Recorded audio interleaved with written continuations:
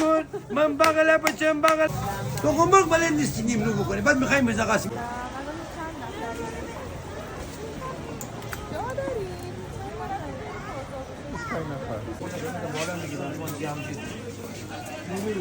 سی تومن چه تومن در همیه همه چی در همیه کلا دستنوشه در همیه مغازه داره برچی میگه جدی میگه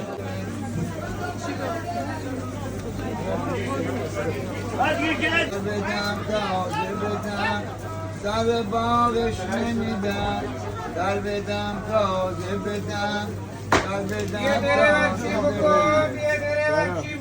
سر باغش نمیدم در بدم تازه بدم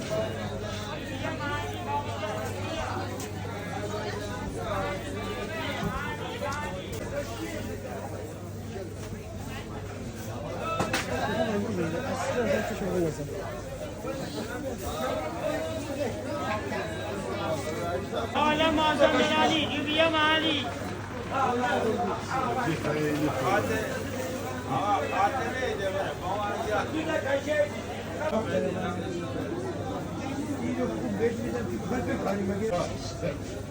همه میخوای خوشکامی بکنی بتونی ماشین تو پنچر میکنه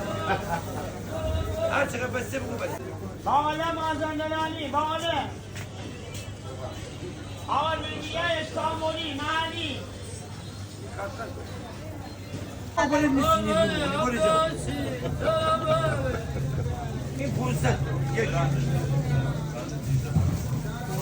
تو قمق بلد نیستی نیمرو بکنی بعد میخوایم بزا قاسمی درست کنی بلده مشقت کتبانی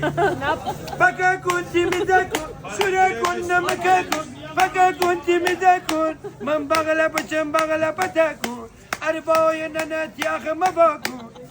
اربای ننتی آخه مباکن آقا بدمستی نکن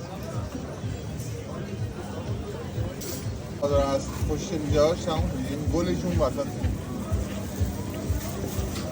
مثلا گرون